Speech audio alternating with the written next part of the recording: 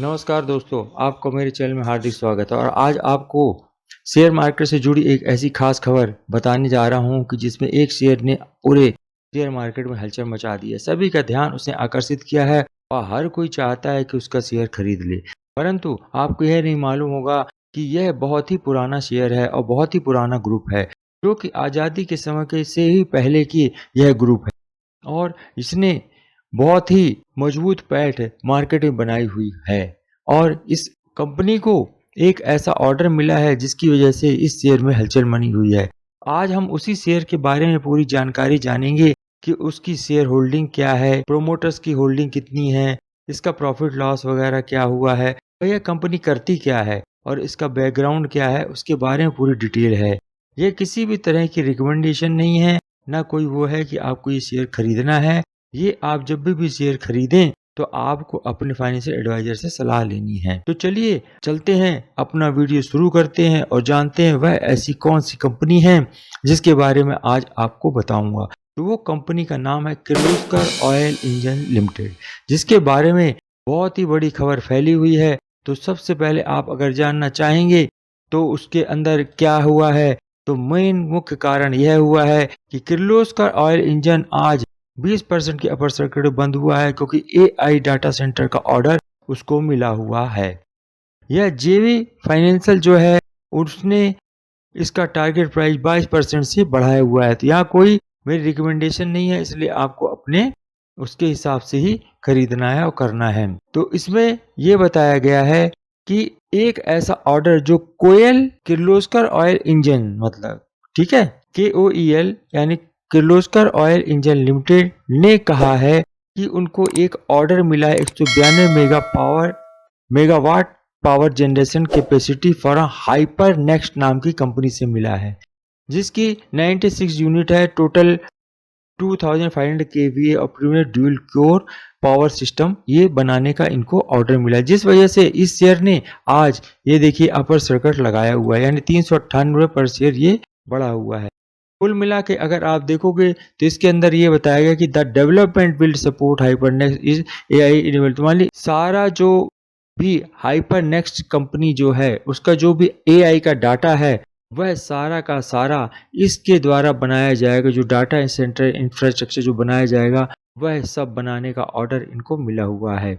तो इस कारण से ये कंपनी ने धूम मचाई हुई है। तो चलिए अब हम जानते हैं इस शेयर का बैकग्राउंड क्या है, फंडामेंटली रूप से इसका क्या है। किर्लोस्कर ऑयल इंजन लिमिटेड क्या करती है, तो Kirloskar one of the flagship company of the Kirloskar group. Kirloskar group की एक ऐसी कंपनी है जो मैन्युफैक्चरिंग और सर्विसेज देती है, किसमें, डीजल इंजन में और डीजल जनरेटर सेट के लिए देती है। एक्चुअल में यह डीजल, पेट्रोल और केरोसिन से चलने वाले पंप सेट भी बनाती है। और इस जो कंपनी की जो यूनिट है वह पुणे, कागल और नासिक में है।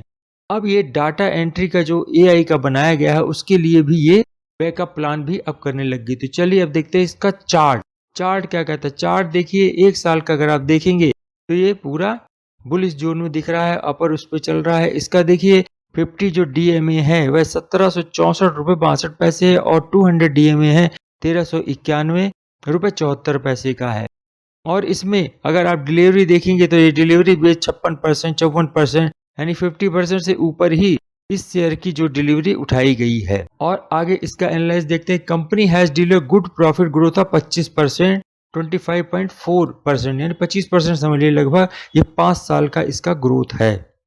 और आगे हम देखते हैं इसके क्वार्टर में क्या चलता है। क्वार्टर में इसकी सेल्स देखिए, मार्च 2023 में 1384 करोड़ जो थी वो बढ़ते बढ़ते बढ़ते अब मार्च 2023 यानी 3 साल के बाद अगर आप देखेंगे तो 2116 है। इसका देखिए ऑपरेटिंग प्रॉफिट है 376 करोड़ का। ऑपरेटिंग प्रॉफिट का मार्जिन 18% यानी 18% इसका ग्रोथ है। अब इसके बाद अगर अर्निंग पर शेयर देखें सीधे तो देखिए पहले 7.66 थी, 10.91 थी इस क्वार्टर, लास्ट क्वार्टर में जो मार्च 2026 का। तो आप देखते हैं प्रॉफिट एंड लॉस, कुल का जो प्रॉफिट लॉस 2025 में देखिए 2016 से इसका इंटेक्ट था लगभग 2500 करोड़ के आसपास था, वो बढ़ करके हो गया अब 7700 करोड़ हो गया है। मार्च 2026 का जो फाइनेंशियल ईयर था उसकी क्लोजिंग के बाद ये हुआ 1415 करोड़ का इसको ऑपरेटिंग प्रॉफिट हुआ है। वही 18% इसकी और 19% के आसपास इसका देखिए मार्जिन प्रॉफिट बढ़ा है। पहले ये देखिए 10% के हिसाब से 15 था, 10 था, यहाँ शुरू से देखो आप 16 में 11% था और 10 साल के बाद देखिए डबल हो गया ऑलमोस्ट। तो आगे इसकी ग्रोथ भी डबल होने के चांसेस हैं, ऐसा इससे पता चलता है। और साथ ही इसका अगर आप देखेंगे तो प्रॉफिट बिफोर टैक्स बनता है 761 करोड़ रुपए बनता है नेट में, जो सब कुछ डिप्रिसिएशन ये सब चीजें कर कुरा के जो भी दे रखी है इन्होंने, सब कुछ घटाने के बाद, ये सब काटने के बाद खर्चे, अब आ गया नेट प्रॉफिट। इनका बनता है नेट प्रॉफिट 562 करोड़। इसमें ईपीएस जो है देखिए, इनकी ईपीएस भी बढ़ती हुई आई है, इस बार 39.51 आई है।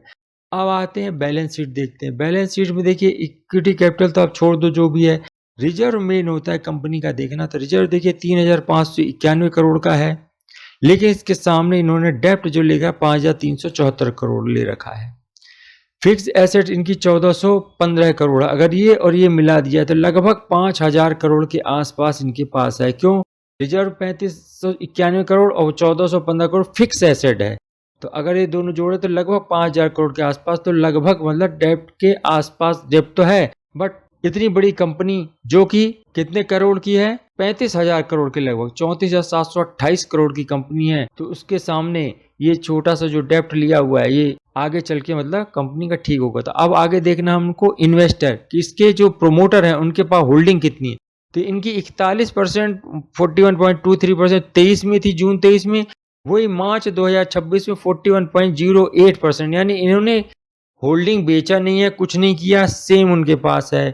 और यहाँ देखिए F2 की जो है यानी फाइनेंशियल इंस्टीट्यूशन है, उनकी हमेशा ये बढ़ी ही है, और इधर D2 ने ही बढ़ा रखी है, और पब्लिक के पास घटी है, बढ़ी नहीं है। देखो 22.26 थी दिसंबर 2025 में, मार्च में घटी है 21.45। तो किसने बढ़ाई?